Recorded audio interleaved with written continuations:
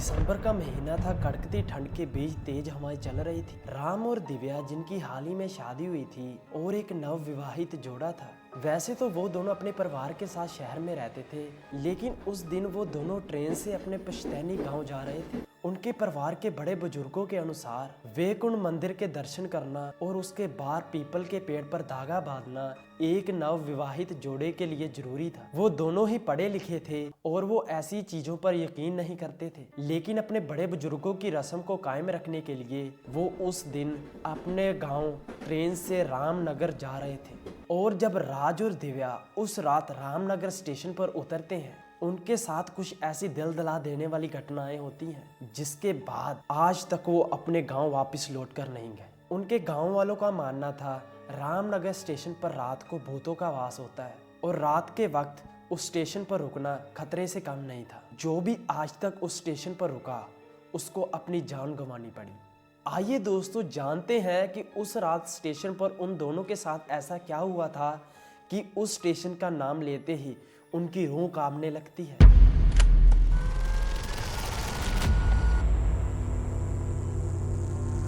उनका सफर अच्छा चल रहा था और ट्रेन में कुछ टेक्निकल इशू आने की वजह से उनकी ट्रेन 2-3 घंटे लेट हो जाती है और रात के करीब 10 बजे वो दोनों रामनगर स्टेशन पर पहुंच जाते हैं। जब ट्रेन रुकती है और वो दोनों ट्रेन से उतरने लगते हैं तो उनके साथ कुछ ऐसा होता है कि राज जब उतरने के लिए ट्रेन का गेट खोलता है तो वो गेट अपने आप ही खुल जाता है, जिसे देखकर वो दोनों एकदम से डर जाते हैं। लेकिन हंसते हुए वो दोनों इस बात को टाल देते हैं और कहते हैं कि बाहर बहुत तेज हवाएं चल रही हैं, उसकी वजह से ये गेट अपने आप खुल गया होगा। और फिर वो दोनों सही सलामत ट्रेन से रामनगर स्टेशन पर उतर जाते हैं और वो उतरते देखते हैं कि चारों तरफ अंधेरा ही अंधेरा है और सन्नाटा छाया हुआ है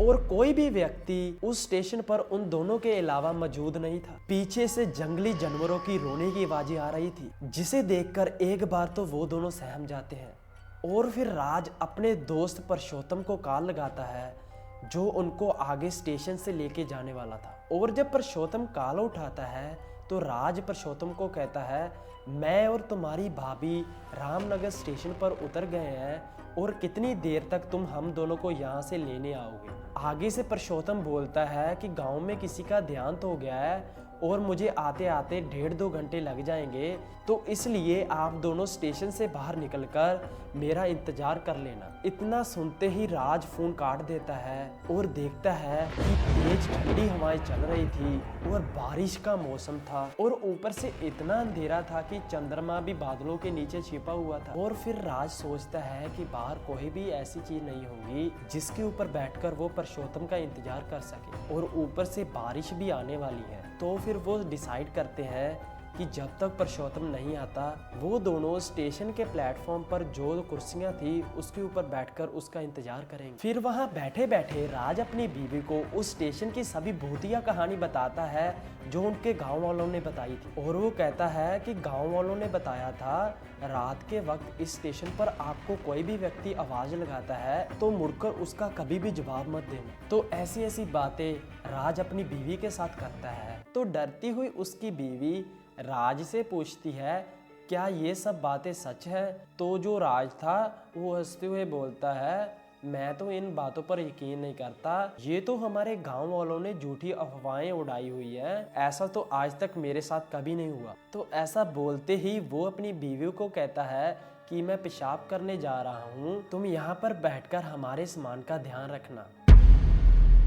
और अब उसकी बीवी स्टेशन पर अकेली ही थी, जो पहले ही थोड़ा सा सहमी हुई थी और उसे अचानक से ट्रेनों की आवाजें आने लगती है और वो दूर दूर तक देखती है, उसे कोई भी ट्रेन नहीं दिखती और फिर वह सोच में पड़ जाती है कि ये आवाजें कहाँ से आ रही हैं। इतना सोचते ही उसे पटरी की तरफ से एक और आवाज सुनती है, जो एक लड़की की थी जो जोर जोर से रो रही थी और चला रही थी। फिर दिव्या कहती है, ये भी मेरा वहम होगा, लेकिन वो आवाज धीरे धीरे तेज हो रही थी।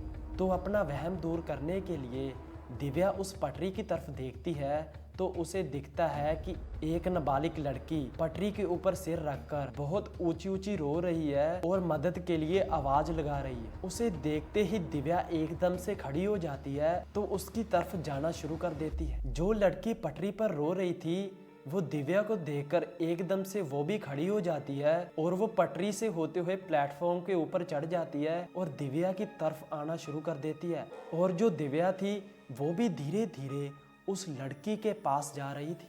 और जब वो लड़की उसके नजदीक आई तो दिव्या ने कुछ ऐसा देखा कि उसकी जोर से चीख निकल जाती है और जोर जोर से चिल्लाने लगती है। वो देखती है कि उस लड़की का चेहरा इतना डरावना था कि उसकी आंखें किसी जानवर की थी और उसके होंठ सूखे हुए थे जिसको देखा नहीं जा सकता था। और फिर डरते डरते दिव्या अपने पति राज को आवाजें लगाती है तो उसकी बात सुनकर उसका पति राज भागकर उसकी तरफ आता है और वो लड़की एकदम से गायब हो जाती है। और राज देखता है कि उसकी बीवी दिव्या रो रही थी और चिल्ला रही थी और जो दिव्या थी वो अपने पति को कसकर गले लगा लेती है और रोई जा रही थी, रोई जा रही थी, रोई जा रही। फिर राज अपनी बीवी को कुर्सी पर बैठाकर पूछता है, तुम ऐसे क्यों जोर जोर से चिल्ला रही हो और रो रही हो? क्या हुआ तुम्हारे साथ? मुझे कुछ तो बताओ। तो दिव्या धीरे धीरे चुप होती है और सारी बात अपने पति राज को बता देती है। तो बात सुनते ही राज कहता है कि ये कहानियों का असर है, ऐसा कुछ नहीं होता, ये तुम्हारा वहम है। तो फिर जो दिव्या थी वो शांत हो जाती है, अपने पति राज का हाथ पकड़कर दोनों ही उस चेयर पर बैठ जाते हैं और पुरुषोत्तम का इंतजार करने लगते हैं। करीब आधा घंटा बीतता है कि राज को एकदम से स्मोकिंग की स्मेल आने लगती है और वो सोचता है कि इस स्टेशन पर उन दोनों के अलावा कोई भी नहीं है और कौन है जो इतनी रात को सिगरेट पी रहा है। तो उसका ध्यान एकदम से सामने वाले पिलर पर जाता है तो वो देखता है कि उस पिलर के पास किसी आदमी का पैर है। तो राज सोचता है शायद वही आदमी होगा जो इतनी रात को सिगरेट पी रहा है। तो अपना वहम दूर करने के लिए राज उठकर उस पिलर के पास जाने लगता है और एकदम से डर जाता है। वो देखता है कि उस पिलर के पास कोई भी इंसान नहीं था, वहां पर तो सिर्फ किसी व्यक्ति का कटा हुआ पैर पड़ा हुआ था जिसमें बहुत ही गंदी सी बदबू आ रही थी। राज का दिल भी घबराने लगता है और बहुत ज्यादा डर जाता है और फिर वो चुपचाप अपनी पत्नी को कुछ ना बताते हुए उसके पास आकर बैठ जाता है। उसने सोचा कि अगर ये सब कुछ वो अपनी पत्नी को बताएगा, उसकी पत्नी तो पहले से ही सहमी पड़ी है और ये सब सुनकर उसको कुछ हो ना जाए। और एकदम से उन दोनों को किसी व्यक्ति की पैरों की आवाजें आती हैं और वो उठ जाते हैं और जब मुड़कर देखते हैं तो राज देखता है कि उसका दोस्त पुरुषोत्तम उन्हें लेने के लिए आ गया है। तो उसको देखकर राज दौड़कर भागता है और पुरुषोत्तम को गले लगा लेता है क्योंकि कई सालों के बाद वो दोनों एक दूसरे को मिले थे। उन दोनों ने बचपन साथ में ही बिताया था और साथ में ही पले बड़े थे। राज जब पुरुषोत्तम को गले लगाता है तो उसको तो बहुत ज्यादा खुशी होती है, लेकिन पुरुषोत्तम आगे से कुछ नहीं बोलता, वो सीधा ही खड़ा रहता है। फिर राज पुरुषोत्तम को अपना सामान उठाने के लिए कहता है। स्टेशन से बाहर निकलते ही वो एकदम से चौंक जाते हैं क्योंकि वो दोनों देखते हैं कि पुरुषोत्तम उनसे पहले ही गाड़ी में आकर बैठा हुआ है और वो सोचने लगते हैं कि पुरुषोत्तम उनसे पहले आया तो आया कैसे, अगर आया तो उनको दिखा क्यों नहीं। आपस में ऐसी बातें करते करते वो दोनों गाड़ी के पास आ जाते हैं और जो पुरुषोत्तम था वो ज्यादा बातें ना करते हुए उन दोनों को गाड़ी में बैठाकर गांव की तरफ रवाना हो जाता है। रास्ते में राज ने अपने दोस्त पुरुषोत्तम के साथ बात करने की बहुत कोशिश की, लेकिन पुरुषोत्तम ने आगे से कोई भी जवाब नहीं दिया। तो फिर राज पुरुषोत्तम से पूछ ही लेता है, गांव में सब कैसे हैं? क्या आज भी गांव में ये भूतिया कहानियां सच मानी जाती हैं? लेकिन आगे से पुरुषोत्तम ने कोई भी जवाब नहीं दिया और सीधा गाड़ी चलाता रहा। और थोड़ा सा आगे जाकर पुरुषोत्तम हाईवे से एक सुनसान जगह की ओर गाड़ी को मोड़ लेता है और जो राज था वो एकदम से बोलता है कि पुरुषोत्तम तुम ये कौन से रास्ते से लेकर जा रहे हो? हमारा गांव तो उस हाईवे की तरफ है, क्या ये शॉर्टकट है? तो आगे से पुरुषोत्तम सिर हिलाता है। तो फिर जो राज था वो भी आगे से कुछ नहीं बोलता और चुप करके बैठ जाता है। वो रास्ता इतना सुनसान था कि आसपास कोई भी चीज नजर नहीं आ रही थी और चारों तरफ जानवरों की रोने की आवाजें आ रही। तो फिर आगे जाकर पुरुषोत्तम एक खंडर के पास गाड़ी रोक देता है। पहले से ही उनके साथ बहुत सारी अजीबोगरीब चीजें हो चुकी थी, जिसकी वजह से वो दोनों ही बहुत ज्यादा डरे हुए थे, लेकिन एक दूसरे को कुछ भी बता नहीं पा रहे थे। और अब पुरुषोत्तम उन दोनों को एक सुनसान जगह पर छोड़कर चला जाता है। वो दोनों एकदम से परेशान हो जाते हैं। फिर दिव्या राज को कहती है कि आप पुरुषोत्तम को फोन लगाएं, वो कहाँ पर गया है। तो राज वैसा ही करता है और वो थोड़ा सा आगे चौराहे पर जाकर पुरुषोत्तम को कॉल लगाता है और आगे से पुरुषोत्तम कॉल उठा लेता है। तो राज गर्मी से बोलता है कि हम दोनों को इस सुनसान जगह पर छोड़कर तुम कहाँ चले गए हो। तो पुरुषोत्तम आगे से जवाब देता है कि तुम कैसी पागलों जैसी बातें कर रहे हो, मैं तो तुम्हें कब से इस स्टेशन पर ढूंढ रहा हूँ और तुम दोनों मुझे कहीं भी मिल नहीं रहे। तो राज कहता है यार तुम कैसी बातें कर रहा है, थोड़ा टाइम पहले तू ही था जो हमें स्टेशन से लेकर आया था और अब हमें इस सुनसान जगह पर छोड़कर एकदम से गायब हो गए हो और मुझे कुछ भी समझ नहीं आ रहा। लेकिन पुरुषोत्तम को सारी बात समझ आ जाती है। वो राज को सारी बात समझाता है कि रात के टाइम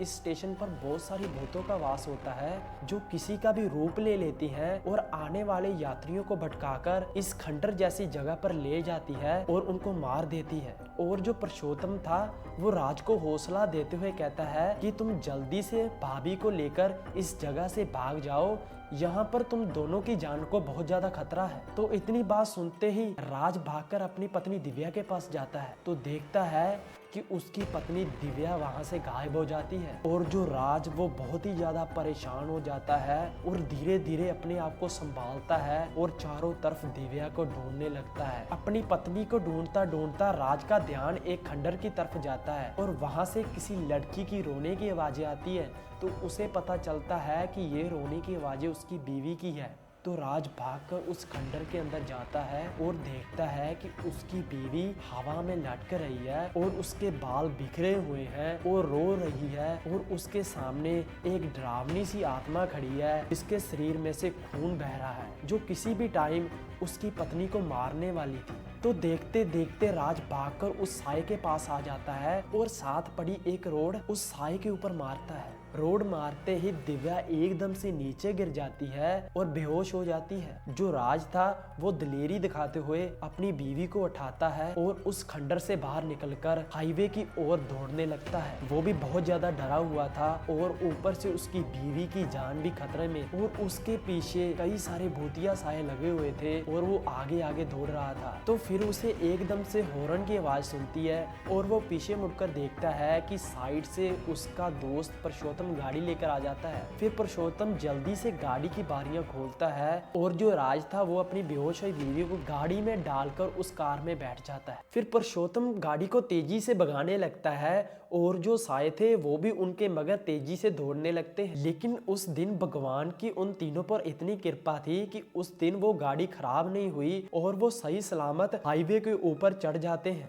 और उसके साथ जो साए थे वो भी उनका पीछा करना छोड़ देते हैं। वो दिव्या को जल्दी से हॉस्पिटल में एडमिट कराते हैं और 1 घंटे के बाद दिव्या को होश आ जाता है। तो फिर वो गांव में चले जाते हैं और अपनी रस्म पूरी करते हैं। रस्म के बाद वो तीनों डरे हुए एक पुजारी से मिलते हैं और सारी बात उसको बता देते हैं। और जो मंदिर का पुजारी था वो कह रहा था कि सच में रात में उस स्टेशन पर भूतों का वास होता है, जो वहां पर उतरने वाले रात को यात्रियों को एक खंडर की तरफ ले जाते हैं जहां जाकर उनको मार देते हैं। आप तीनों की तो किस्मत बहुत ही ज्यादा अच्छी थी कि भगवान आपके साथ था और आप सही सलामत अपने गांव वापस आ चुके हैं। लेकिन आज तक उस खंडर इलाके से कोई भी लौटकर वापस नहीं आया। तो पुजारी की बात सुनते ही तीनों भगवान का शुक्रिया करते हैं। आज भी इस गांव का नाम सुनते ही उन दोनों की रूह कांपने लगती है और आज के बाद वो कभी भी अपने पुश्तैनी गांव लौटकर नहीं गए।